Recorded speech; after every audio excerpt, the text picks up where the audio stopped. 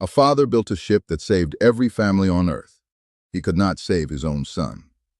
For 950 years, one man begged his people to change. They laughed at him. They mocked him. They called him a madman. Then the sky opened, and the world he knew disappeared beneath the water. This is the story of Noah, the man later called, by name, the first messenger God ever sent to warn the people of this earth, and the flood that ended one world so another could begin. Generations after Adam, something had gone wrong. People no longer worshiped the God who made them. They carved idols instead. Statues named Wad, Suwa, Yaguth, Ya'uk, and Nasur. Figures of righteous men from an earlier age. Men their own descendants once admired. And slowly, over time, began to worship as gods. Injustice spread. Arrogance spread. And the earth grew heavy with it. So God sent a warner. His name was Nu. He came with no army and no wealth. He came with one sentence, repeated for almost 1,000 years. Worship God alone and turn back before it is too late. Centuries later, Prophet Muhammad would describe this same man in the most striking way possible. On the day of judgment, when all of humanity searches for someone to speak on their behalf, they will come first to Adam and then to Nu. Not because he was the first prophet. Adam held that title already.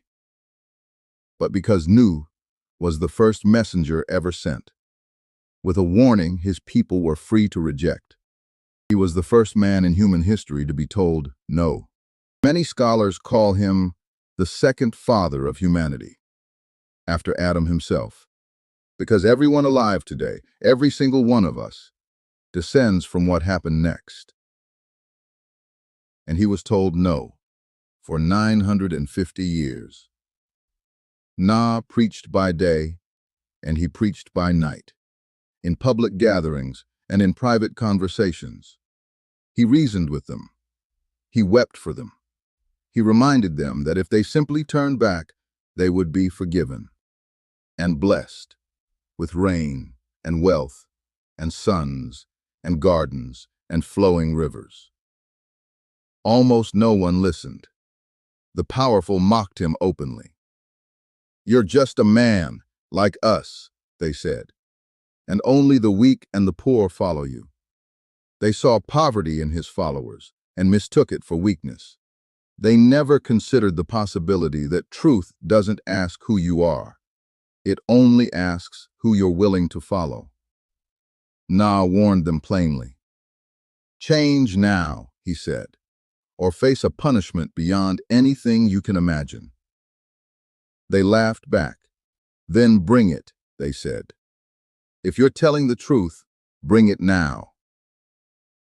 They had no idea what they were asking for. After centuries of rejection, God gave Noah a new command. Build a ship, not near an ocean, not near a river, in the middle of dry land, far from any sea his people had ever seen. Noah's own neighbors walked past him while he worked, day after day, and every day the mockery grew louder. "A ship? Out here? Has the old man finally lost his mind?" Noah said nothing back. He simply kept building, because he knew something they didn't. The punishment they had commanded, laughing, was already on its way. Then came the sign. An ordinary oven in an ordinary home, and suddenly, water began to rise from it and spill onto the floor. It was time. Noah gathered his family. He gathered the small handful of believers who had stood beside him through nearly 1,000 years of ridicule.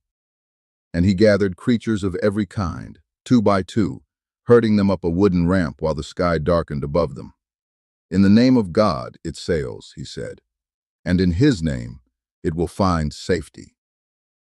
Then the sky broke open. Rain fell without mercy. The ground itself split apart and poured out water, until the sea and the sky seemed to become one single flood. Waves rose like mountains around them, swallowing everything the eye could once see. And the world Noah had spent nearly 1,000 years trying to save began to vanish beneath it. In the middle of that chaos, Noah saw him, his son, standing apart from the ship, refusing to come aboard. Noah called out, the most desperate words of his entire life. My son, come aboard with us. Don't stay with those who reject the truth. His son called back, I'll climb a mountain. It will protect me from the water. Noah's answer carried everything he had left. Nothing can protect you today, except the mercy of God himself. A wave rose between them, taller than the mountain his son had run to, and his son was gone. Noah turned to his Lord the way any father would. My Lord, my son is part of my family, and your promise is true. The answer he received cut deeper than the flood itself. He is not of your family. His conduct was not righteous. Do not ask me for what you have no knowledge of. In a single sentence, this stopped being a story about ships or rain or rising water. It became a story about something else entirely. Blood does not save you. Belief does. When the punishment had done its work, a second command came, this time to end it. Earth, swallow your water. Sky, hold back your rain. And it was done. The flood pulled back. The sky cleared. The ship came to rest on a mountain, and the Quran names it directly, Mount Judy. Not Ararat, the name later traditions would claim. Judy, a mountain that, to this day, still stands in the same region, still carrying the same name. Noah stepped onto dry ground with everyone who had trusted him, the only human beings left alive on the entire earth. Every single person alive today descends from the people who walked off of that ship. Noah's wife never carried faith in her heart. Neither did his son.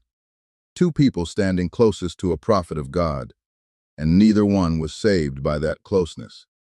It might be the clearest lesson in the entire story. God does not save people because of whose son they are, or whose wife they are.